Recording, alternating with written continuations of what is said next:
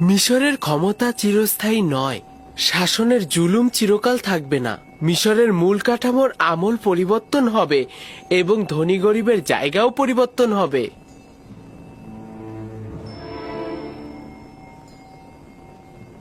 ভিন্ন ধারা প্রতিষ্ঠায় রক্তক্ষয়ী কলহ সৃষ্টি হবে। বৃত্তশালীগণ তাদের প্রাসাদ থেকে বঞ্চিত হবে। আমন খোদা তার পূজা অর্চনা হারাবে এবং শক্তিশালী খোদা আসবে। হুকুমত জনগণের মধ্যে চলে আসবে এবং শক্তিশালী খোদার ইবাদত হবে। আমিও ধারণা করছি এই কিতাবের বাণী বাস্তব ক্ষেত্রে রূপায়িত হবে।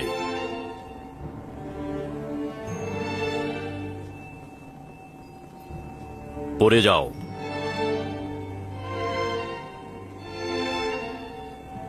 কি চিন্তা করছি ইউজারশিপ? ভাবছি আমি জ্ঞাত আছি। এই ঘটনা শুধুমাত্র এলাহির দূতই করতে পারেন। শুধুমাত্র সেই পারেন সম্পদশালী ও জুলুমকারীর ক্ষমতাকে ভোজবাজি থেকে টেনে নামাতে। তিনি পারবেন আমুনের পূজা অর্চনা বন্ধ করে তার ইবাদতের আলো ছড়িয়ে দিতে। না, আমি এটা ধারণা করছি। তোমার কথায় বোঝা যায় তোমার চিন্তা চেতনা অনেক উঁচু মানের।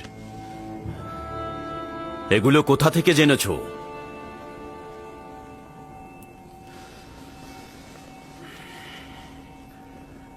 আমি ধারণা করে নিচ্ছি তুমি আমুন খোদার অনুসারী নও, কিন্তু তার দুশমন হবার দরকার নেই। আমন শুধুমাত্র হস্তনির্ভর একটি পাথর, এছাড়া কিছু নয়। তার সঙ্গে দুশ্মনির কি আছে?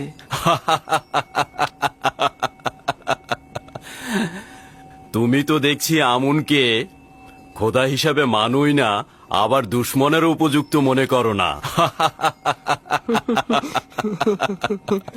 যদি মহামান্য পুরোহিত অজ্ঞামোহর তোমার কথা শুনে, তাহলে নিজেই নিজের শ্বাসনালী চেপে ধরবে।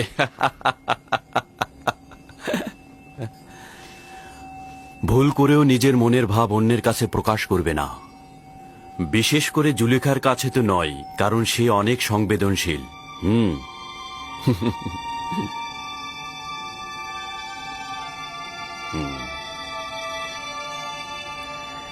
আলী জনাব, আমি জানতে পারি কি জাহাপানা কিসের অর্চনা করেন?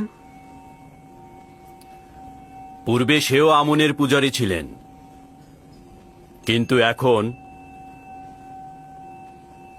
বিষয়টি গোপন রেখেছেন। তুমি আমারটাও শুনে রাখো। আমুন মন্দিরের এই পুরোহিতদের দ্বারা আমি ত্যক্ত বিরক্ত।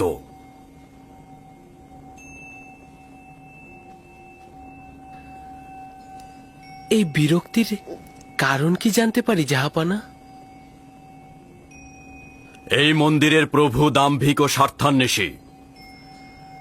তারা মিশরের স্বার্থের চাইতে নিজেদের স্বার্থ নিয়ে বেশি চিন্তা করে। যাক, বাদ দাও, আজকে আর পড়তে হবে না। যাও, বিশ্রাম করো।